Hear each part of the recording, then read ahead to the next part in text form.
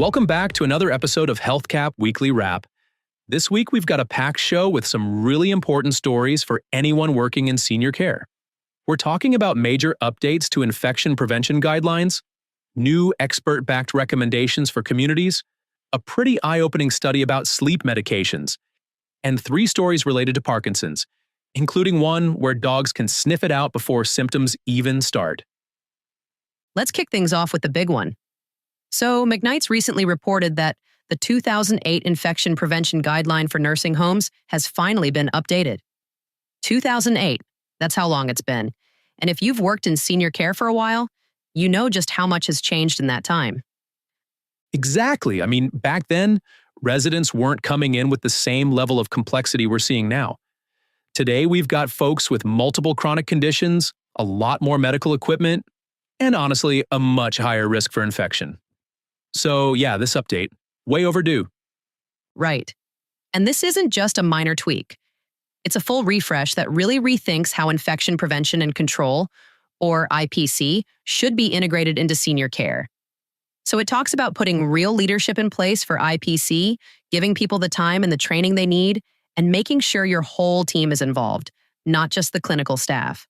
What I liked is that it also acknowledges something we talk about a lot, but don't always see addressed in formal guidelines, and that's the fact that we're not running hospitals here.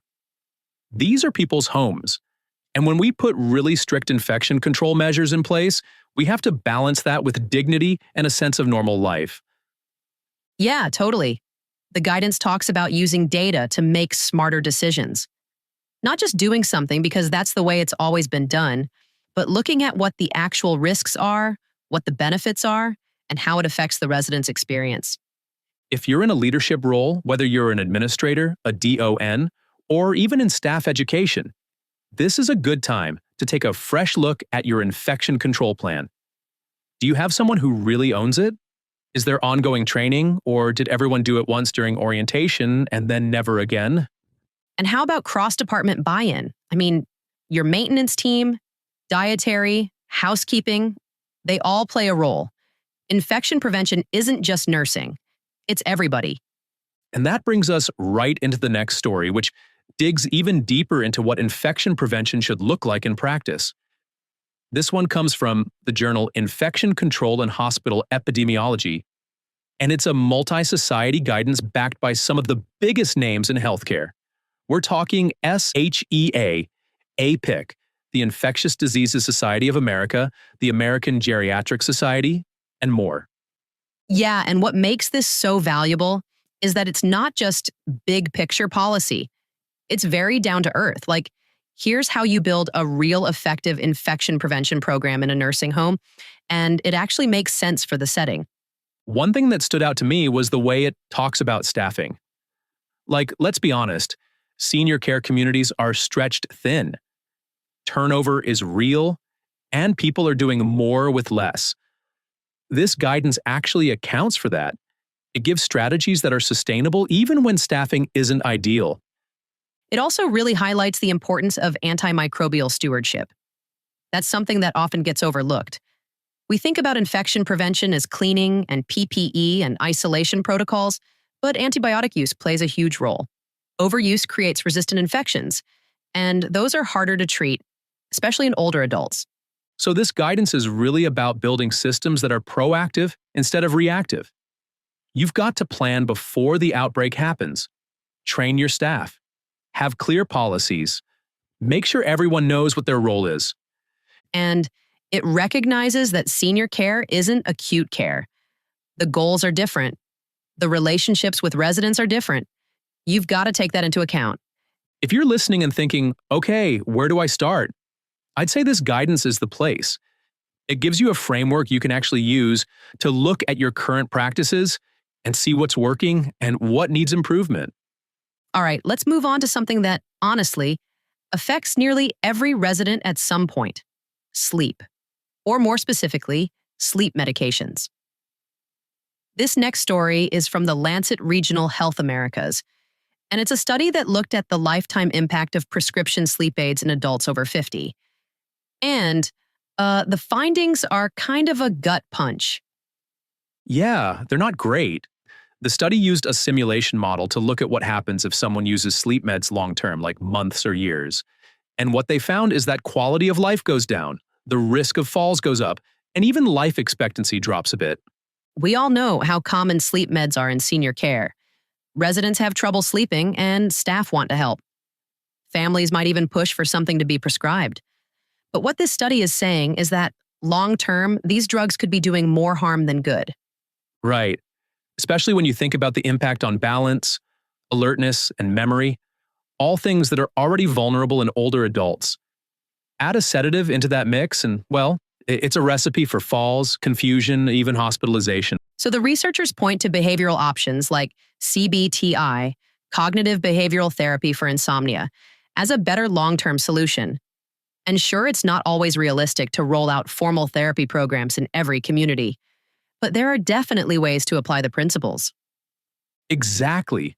Things like setting a consistent sleep schedule, getting sunlight in the morning, reducing noise and light at night, avoiding caffeine. These small changes can add up. They're safe, they're person-centered, and they're totally within reach for most communities.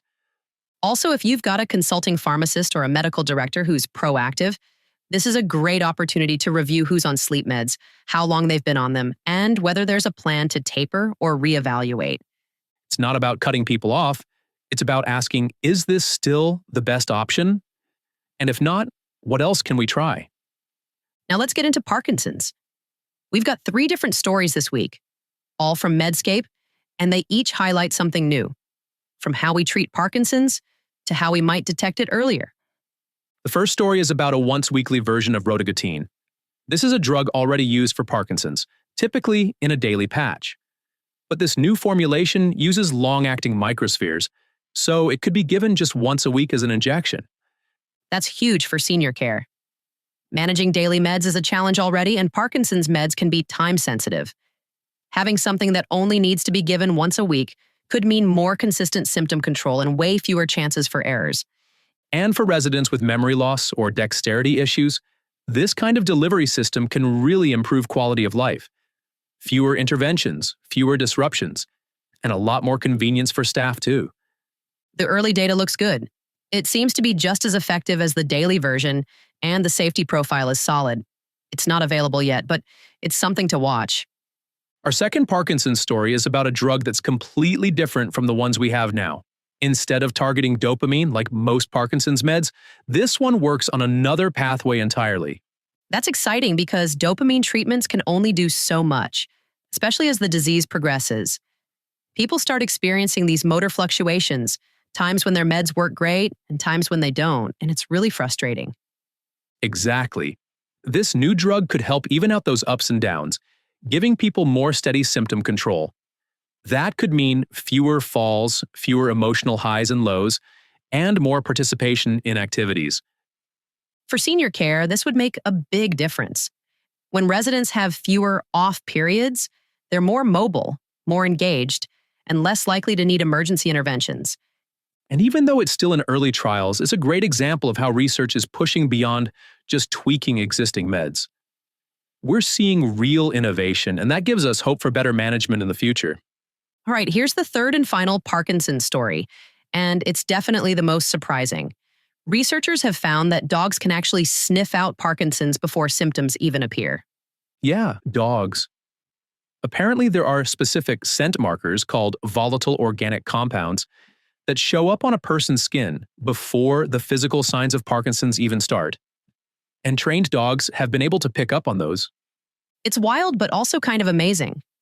The thinking is that if we can identify those compounds, we might eventually develop a tool or a device that can detect them early without needing a dog in every community. Early detection means earlier treatment, more planning time for families, and possibly better long-term outcomes.